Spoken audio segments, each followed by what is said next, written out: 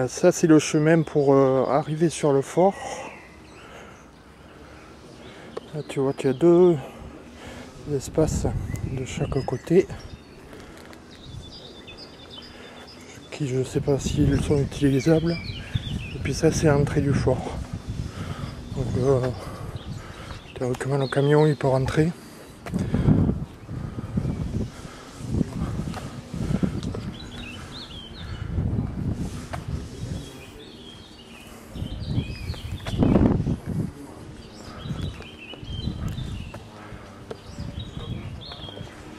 Pas d'événement où il va organiser Là on est en intérieur, la première cour. oui, tout au courant.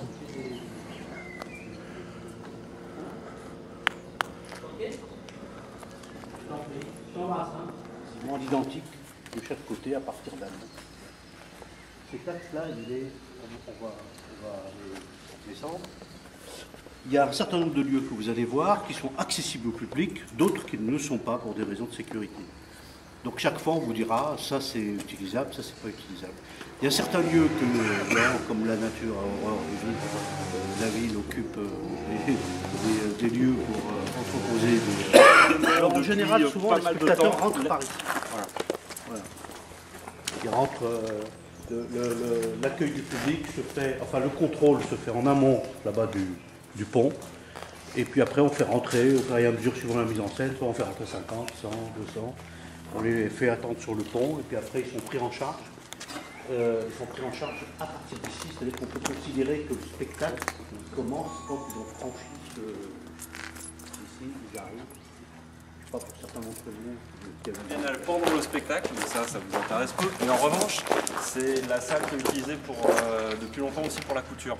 Parce que c'est une salle grande, sèche, et donc du coup toute la création de costumes peut se faire ici.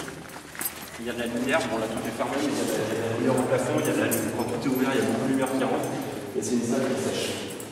Donc une des rares salles qui est vraiment nickel du fort, parce que évidemment comme tout lieu extérieur, il faut bien penser que le fort a plus de 100 ans, il y a beaucoup de choses qui sont unies un peu de partout.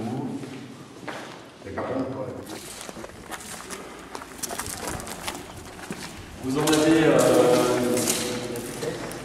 6 de ce côté et 6 sous cette de l'autre côté. Donc vous en avez 12 au à la disposition qui sont utilisables pour le spectacle. Voilà.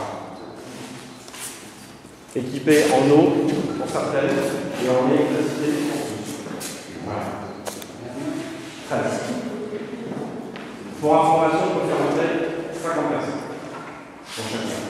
Que vous asseyez ou Assis, on l'a fait, le bon, on l'a fait. Pour les On ne peut pas sortir, sauf en cas d'évacuation. Oui, d'accord. Sinon, c'est pas accessible au public. D'accord.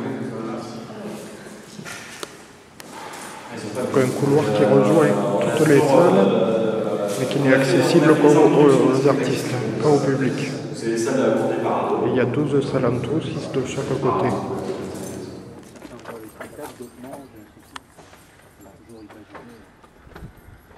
Ici, si vous maîtrisez le temps et l'espace, vous avez tout gagné. Ouais. Parce que il y a, comme vous avez vu dans le cahier des charges, il y a 400 spectateurs, donc. Vu qu'il n'y a qu'un seul endroit où on peut les mettre, les 400. Jusqu'à 14, Ouais, il y en a, ça va jusqu'à 20, mais 20 c'est la cave. Ouais. Les salles 1 et enfin les deux premières sont des salles sèches. 1, 2, 3, Qui sont un 4, peu comme la première fois que nous avons 6. vu. Là, il y a ce côté. Électricité et eau. Ce côté, il y en a 6 disponibles, comme vous avez vu. Avec une circulation par un tunnel à l'intérieur, où on peut rentrer dans une salle et sortir par une autre. Hein. La suite, Il n'y a plus de problème de sécurité. C'est uniquement quand on est à l'intérieur. Dès qu'on est à l'extérieur, vous pouvez mettre un comédien là avec 400 personnes là si vous voulez. Ensuite, c'est juste une question de mise en scène. Il n'y a pas de problème.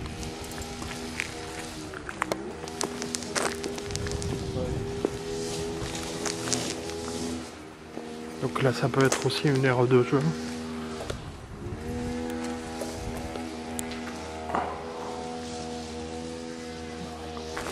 avec les spectateurs qui se mettent là.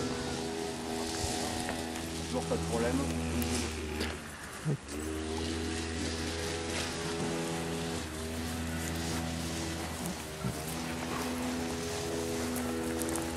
Bon, tous les endroits par où on passe là sont des passages publics qui permettent l'accès aux différentes scènes. Par exemple, dans Edgar Allan Poe, ici, il y avait un groupe de 50 qui s'arrêtait, enfin il y avait 8 groupes de 50 et chaque groupe s'arrêtait là, il y avait une scène qui était jouée dans les bois avec une porte imaginaire. Donc ça peut jouer là. On avait imaginé pour les 1001 nuits, un peu plus loin dans le chemin, de faire une espèce de tente bédouine qui s'est pas faite, mais dans la scénographie, on l'avait imaginé, c'était possible, on pouvait mettre 100 personnes là. Donc tous les lieux sont... c'est pour ça qu'en fait, on a droit à aucune salle en hauteur utilisant des escaliers, parce qu'il n'y a aucun plan incliné qui peut amener les gens.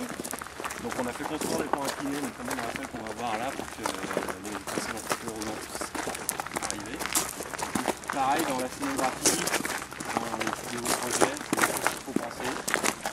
Parce que dans tous les lieux que vous allez aménager, il faut faire un espace, une grande bédouine, voilà, autour de l'arbre.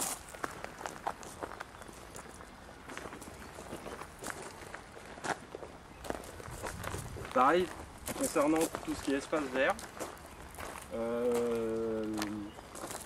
on a une convention avec la ville, ce qui fait que, alors je ne connais pas les termes de la convention, ça faudrait demander à Robert, mais je sais qu'ensuite on travaille en collaboration beaucoup avec les gens qui sont là.